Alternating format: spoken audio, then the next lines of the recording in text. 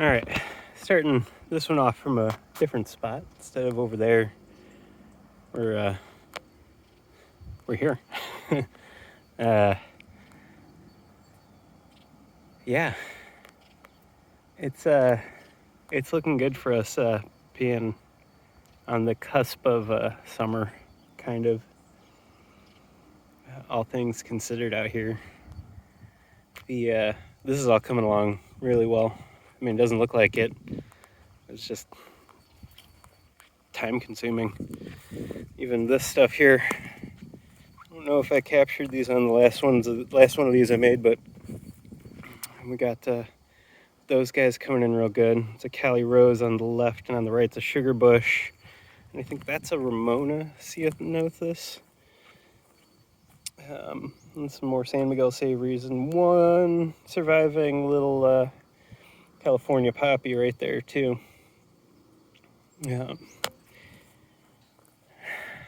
Hoping that, like, with all the runoff that happens off of our neighbor's property, it'll slow it down and slow down the erosion. Got that status coming in. It's beautiful. And more of the water caught by those guys down there. Last year we had four, maybe five. I don't know. I could go back and look at the videos. But there weren't this many. Just all these coyote bush. We learned there's a difference between coyote bush and coyote brush out at a garden yesterday.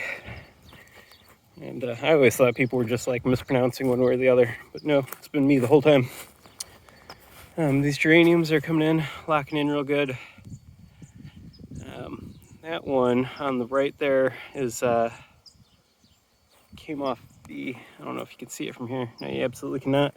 Came off the geranium up front when we were putting all the Cali natives up there. I think I've shown these before, but whatever. They're coming in real nice, and I'm hopeful that they kind of lock stuff in. This debris right here is continuing to break down, going to make decent soil, or just run off and make the soil down lower better. Either way, it's a win. But mainly just wanted to, again, slow down the water down this slope without building one of those big piles of debris that I don't think I'll ever move. I think I'll just let it sit there. Most of the Cali seeds we spread out around here did not take.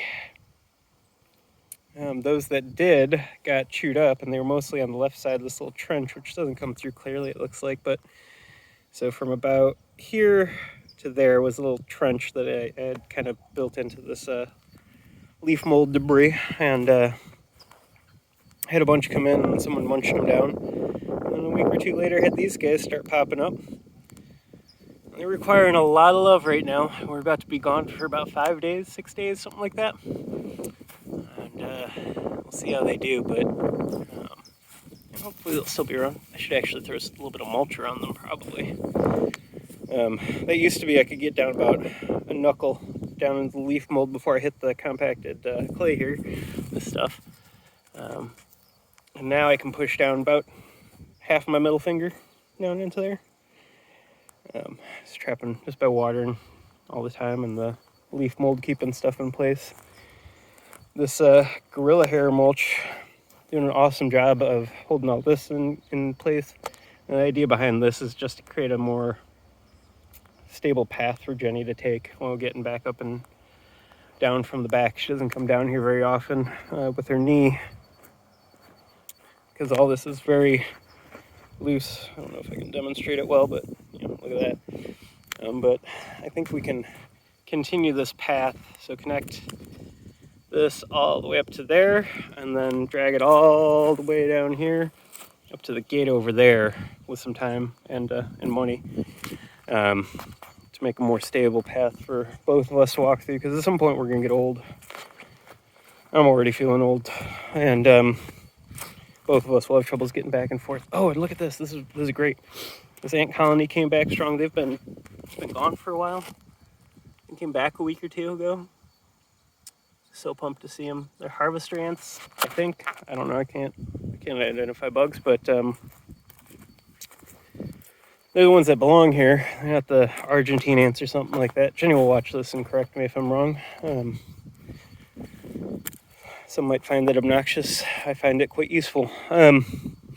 The succulent bed is doing all right. This Porlicaria, this guy that had for, I don't know, 4 years now, maybe 3 years. I don't know, 4 years. Doesn't matter. Really digging this spot this year. It had last I guess back half of last summer and then fall to get situated in here. And it's done an amazing job of just getting its roots back in, getting going, even with getting rolled over by a contractor's truck.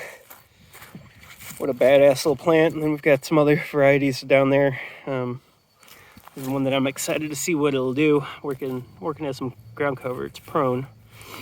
You can see here we got a couple sunflowers coming through. There were a couple others over that way that got eaten down, and there's 2 right there that are sneaking in. These bulb beans beefed up. They were really unhappy last summer. They're a lot in life out here. Look at those flowers. It's not gonna focus, is it? You suck, camera. There we go. Look at that. They've beefed up real good. I think not this fall, but next fall, I'll be able to pry them up and split them apart to kind of spread them around a little bit more again. Looking forward to that. They're one of the nice things about them is they're sterile, so they're not gonna drop seed and propagate themselves all over the place like these weeds are everywhere. But and so they're not like a lot of South African natives are kind of invasive here in San Diego County, and that orange bulb bean I don't think will be, but watch me get proven wrong. This is the first sugar bush we put in. We put it in shortly after we moved in, I think it was. Doing really phenomenal now. This red stem here, look at that. That's gorgeous. I can point the camera in the right spot. Look at that. And just these leaves are, they're so nice. I'm so pumped. And this guy, I finally realized what these guys were. These were popping up in another area. And Jenny was asking me what they were, and I couldn't remember. And then I remembered it's the fucking tobacco tree. This guy right here. Fucking invasive plant. Rides along on the waterways and outcompetes other stuff, other Cali natives. This is the V, as we call it. And this lakeside scene, let's look at that bad boy. Look how big that's grown. Maybe I put it in the fall. Look at you go. Fucking killing it. So dope. Got some of those, we spread out some of those Cali wildflower seeds around here. They're coming up in between, I forget what this guy is. This prone guy laying down there with the fluffy leaves. He was a gallon plant or something like that, 2-gallon plant. We bought at Walter Anderson and threw in down here. And all those Cali native wildflowers are coming in beside it. And I'm a little concerned about competition. Jenny is much more concerned about competition. Let me pull this other tobacco plant out, tobacco tree out. But I think they're going to die back real good once we're about to have a 95-degree day while we're gone. And so I think these, they'll die back pretty good and make it less likely there's any sort of competition going on. Mixed feelings, I'd like for them to take, but I also want the ones I spent way more money on to take off as well. These blue-eyed grasses, really beautiful. They're doing this thing that I'm actually really enjoying right now. So they're kind of flopping over a little bit, and I think part of that is just kind of heat and water. They didn't have much water for a little bit there. But I like it because it's kind of laying out to create some more ground cover to trap moisture that's in the soil here, and keep it there.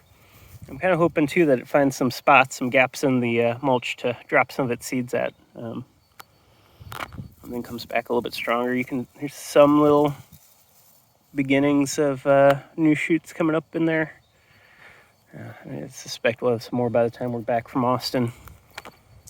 This San Miguel Savory isn't doing fantastically. I gotta head up there in a moment to go turn off the sprinkler, but not doing fantastic. And I think if it dies off, I won't put another one here. I think it's just too much sun throughout the day.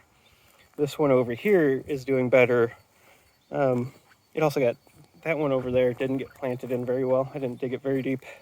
didn't realize until I was trying to put it in. I was rushing. So, anyways, this one doing pretty well.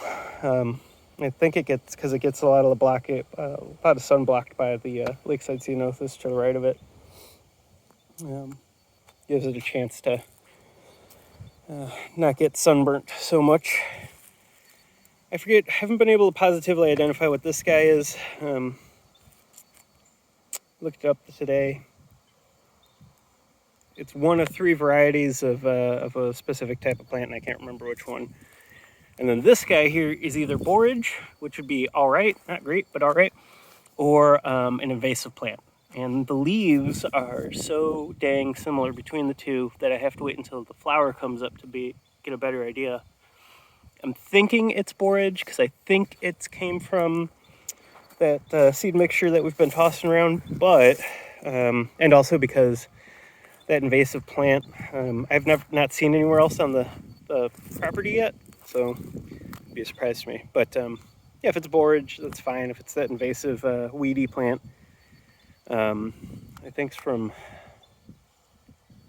Europe somewhere. Anyways, if it's that plant, then it's got to go once those flowers start popping up, and hopefully they pop up before we have to leave for Austin, so I can get a better identification on it. Artemisias, that's what these are. So these two are uprights. They're 2 different types, and then the prone guy back there, really pumped about. And then all these yellow flowers here are from this weed that's all over our property that I intentionally did not cut down or go through with the weed whacker this year. And I'm glad I didn't, because all the bees are in love with them. They're still going around collecting nectar, looking super funny with their chubby thighs covered in pollen. So they go from spot to spot. Our test bed is still in testing. We put in another gopher spurge. This one seems to be doing some level of job. I have no idea if it's doing anything useful or not, but I really love the way it looks. You can see back there that the squirrels dug at it. We haven't had any gopher holes though, just squirrel holes. And the squirrels are getting in there every once in a while, but they're not doing as much damage as they did last year, which is pretty nice. More sunflowers coming up, which I'm excited about. A geranium too. A whole bunch of yerba buena, native to California, at least mint family guy. Hopefully it starts spreading around for some more ground cover, so I don't have to keep tossing more mulch in here, because I'm lazy. We had been gifted this fig right here by one of our friends. It'd been sitting in a pot, and with us leaving, we're like, well, we got to do something with it. And this spot doesn't seem like it'll be too terrible for it, because this bed isn't forever. Grow up here and let it take off, if it'll take off. I have no idea how it's going to do. Buried it a little low in mulch, and it's also a fig, so like I don't know if it's going to be pissed that it moved 50 feet, like if it's like, oh no, I was up there, now I'm down here, I hate life. No idea. These narrow leaf milkweeds are coming in. They're the Cali native or Southern California native milkweed for bringing in the butterflies. This one's one from last year, maybe even the year before. They die back real hard, / get chewed back real hard by the caterpillars that they're there to host, which is their whole lot in life. Same with that basil. The basil's 2 or 3 years old. It's not there to be eaten by caterpillars, but didn't have a good spot for it, so I threw it in there, along with those white alyssiums, which allegedly, I don't think they're native. Someone tried telling me they were native, but I don't think they are. Again, Jenny has done so much learning and reading on native plants around here that she's probably going to watch this and give me the answer. Last one I did, she was like, she called me from another room and said, hey, those are natives. And I was like, okay, cool, thanks. What are you talking about? Anyways, my ADHD meds are totally working. This is coming along pretty well. I don't know if Jenny's going to make a short video for folks. If I get inside and she says she isn't, then maybe I'll do it. Because it's pretty neat how well it's come along. We planted all this in fall? Early fall? Late fall? I can't remember anymore. but so much of it is just doing really well. There's been a few plants that haven't done what we wanted them to, but for the most part, it's coming in really nicely. I don't know if it's exactly to Jenny's vision or not, but I think it looks great. These sunflowers right here really make me pumped because they were not planted there. Same with that guy right there. All three of them just kind of showed up one day. And there's a fourth one down there too. And seeds dropped by last year's sunflowers. All this is going to get a revamp when we get back, probably. Been saying that for a while now, but it needs to actually happen. This needs to be dumped out. This one probably needs to be dumped out. That one needs to be dumped out. That one needs to be dumped out. And then these guys, I'm going to take the two doggones out of here and move them down the hill probably.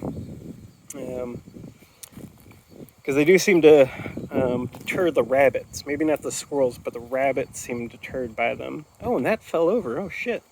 Oh, no. Damn. I was really pumped about that sunflower. Well, maybe I can save it and stake it up. I don't want to pick it up just yet. So when I do it, if I pick it up, I want to have something to support it right away, so I'm not just rocking the roots back and forth and loosening them more. It's an ashwagandha. That's done really well, but I gotta be careful with them because the feeling they'll turn invasive really quick. So this might be the only run of them that I do. Probably won't be planting them down there anywhere. And these nasturtiums, man, they just make me so happy. They were all just volunteers that took off, went wild. We mulched this over real good. This hasn't been going as well this year as I would have liked, but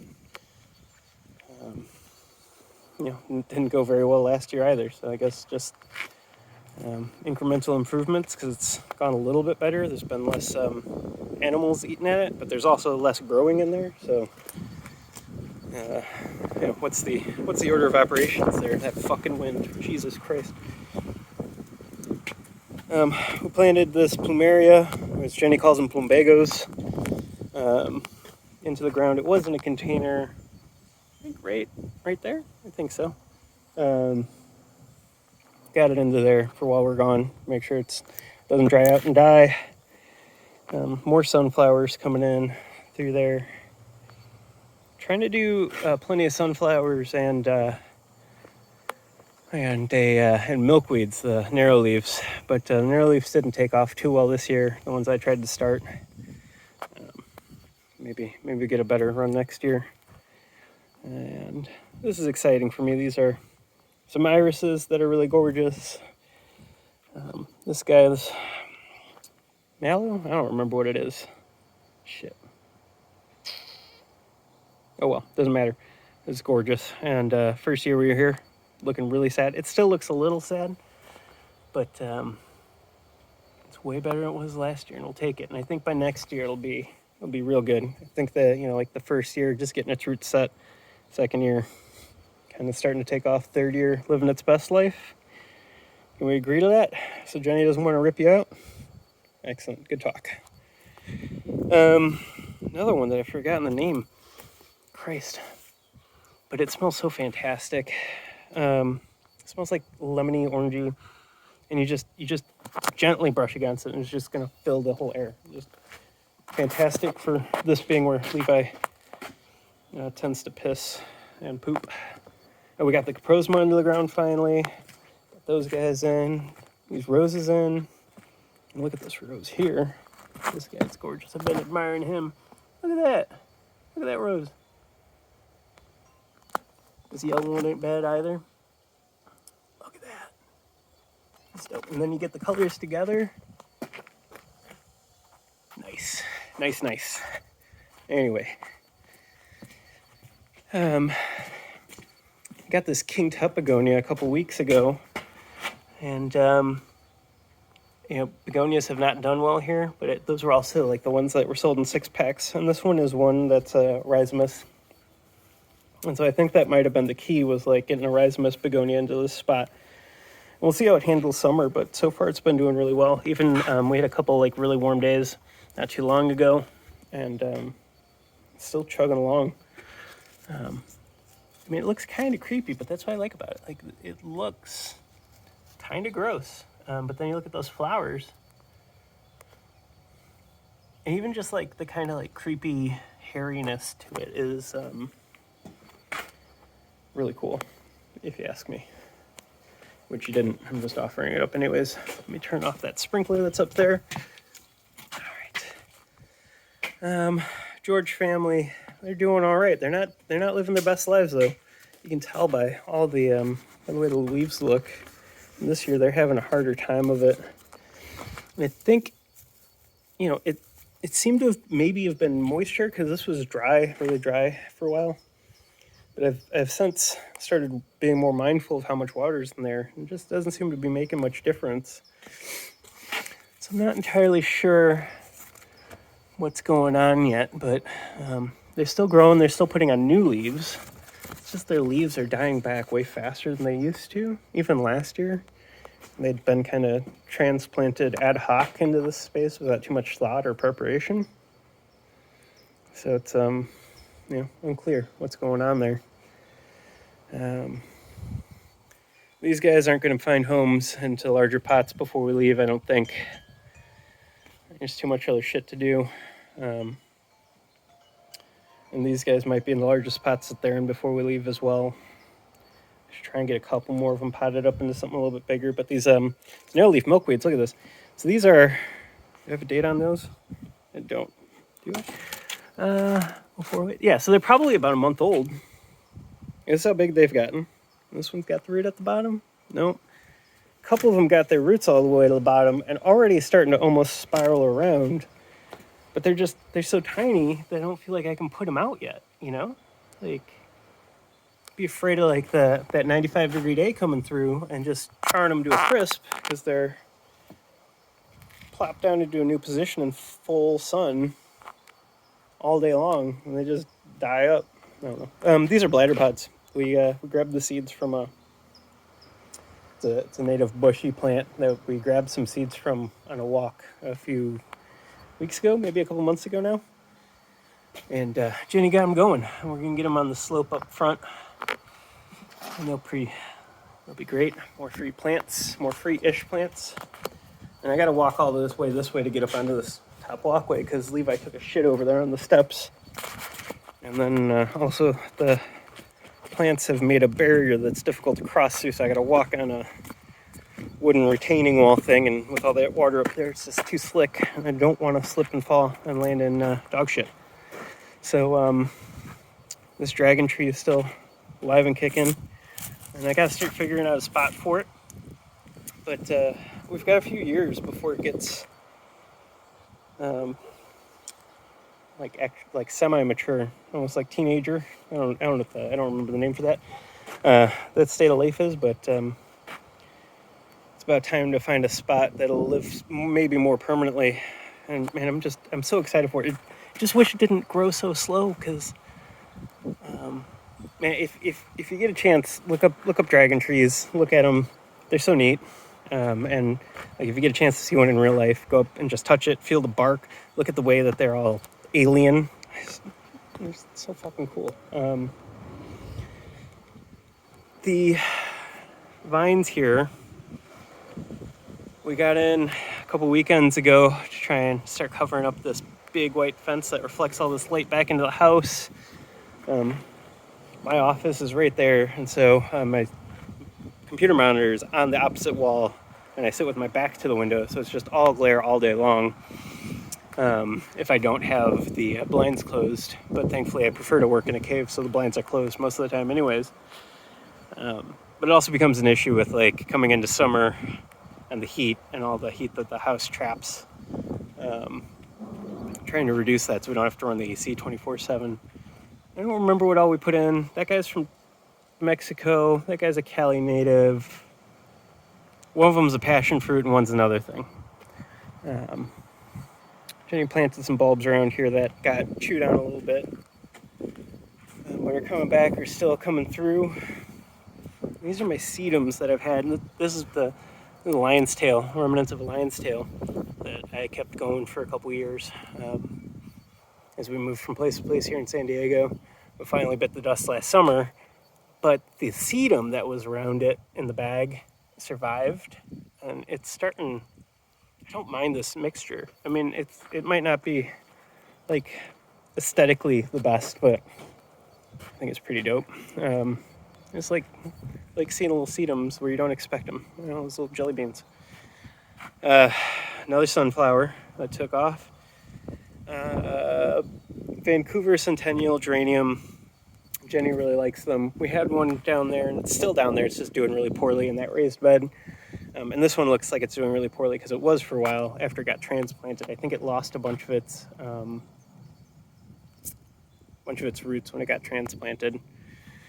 And then we come to the fun stuff. None of these guys are going to get homes in the ground before we leave or into bigger containers or anything, but all that's fine. They're all succulents that should survive without any intervention.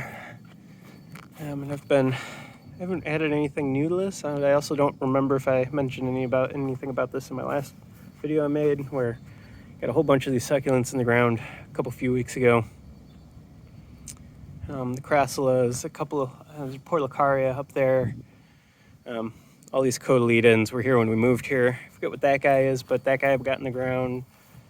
Crassula, cotyledon. I mean, this is going to be, in a few years, if I can manage this right, this will be just packed out with succulents, and it'll make my heart happy, which is hard to do. I hate everyone, I hate everything. And trying to water stuff in before we go. They've been very, very dry. It's starting to see the stress of the water on them, or lack of water on them lately, and trying to counteract that a little bit, since most of them are relatively new to this space and probably don't have super deep-seated roots just yet. Just keep them going through the summer, and then next year they can get a good run going. And that's about it. This is that wet wooden retaining wall thing that I was talking about not wanting to walk on, and I almost walked on it anyways, but yeah, cool shit going on around here. I'm really pumped about this little thing I put together. It's mainly slapdash just to get all the succulents in the ground, but look at these guys right here. Look at how dope those guys are. It's like blue pine cones, man. This guy has been with us from like the very beginning, or its its ancestors were. It's been split and divided and propagated so many times. I let this aeonium go to flower, even though that means that this whole stalk dies off. Because I wanted to see it. I wanted to see what it would look like. It looks pretty cool. Lots of little flowers. And I'll probably continue to let it do that from here on out, because there's so many arms on it now.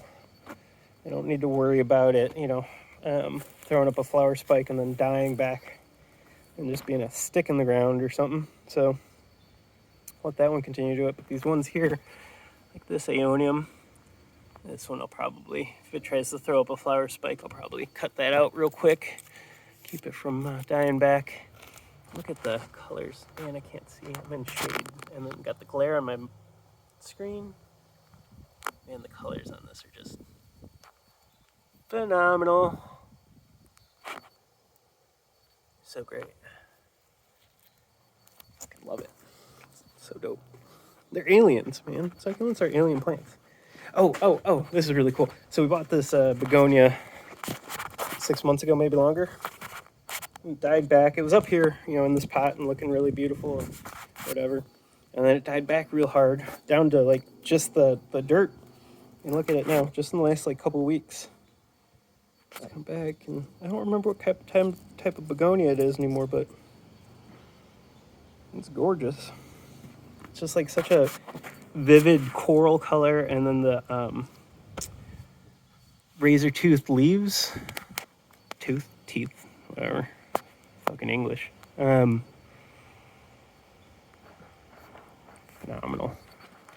And this guy's gotten all big and bushy. It has purple flowers. And when we got it, it was probably half this size, but it's just gone so massive.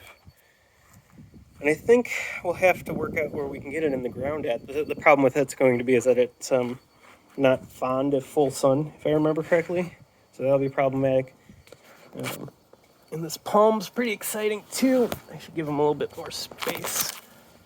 Palm's pretty exciting. It was living down there for the longest time. And since it came up here, it's been doing pretty well. I think it's enjoying a little bit more of the shade. And that means we're gonna have to be careful about reintroducing it out into the wild, or out into the full sun, and releasing it to the wild like a, endangered species of animal or anything like that. This guy, look at that guy. What a champ. Look at these purples and pinks. Ah! Look at those. Look at those. Jesus Christ, look at that. Every time. So cool. So cool. And this guy's coming back too. I'd be equally excited about this guy, but it doesn't have its flowers yet. And it's a vine. And me and vines don't exactly get along very well. But, the plant makes Jenny happy, so I guess it makes me happy too. And it does have really pretty orange flowers. Shouldn't forget that. But yeah, that's that. That's me rambling for a bit. When we get back from Austin, we're going to be preparing for our trip in June. Working on getting more of this stuff situated. Sorry to point you at the ground while I futz with this carabiner so I can lock up this janky gate. And who knows what that'll look like yet. We've got plenty of work to do still. There's more stuff that we want to get in the ground before that one, because it'll probably be even hotter when we leave for on our June trip. And I'm excited. I still think we got like 4 years at this point of kind of living with a brownscape back here. But we've got some good plans for it. And there's the walkway I talked about earlier along there, and then one down this way that'll kind of go along the fence line this direction, along back there, and it'll have to be wider so we can allow vehicles through there. Because at some point when we tear those sheds down, at some point we're going to need to replace the water line that runs all the way through there. We don't know that there's something bad with it, but it's PVC running for a quarter mile. Like, it goes all the way down that, makes a sharp left, and goes out to a street out over there. I just know at some point something's going to happen, right? And at that point we're going to need vehicles, and then we also still need to replace the fence. And yeah, that's fine. I'm not giving myself anxiety over how much money all that's going to cost, but it's fine. Everything's fine. All right, that's it. Fuck off. Bye.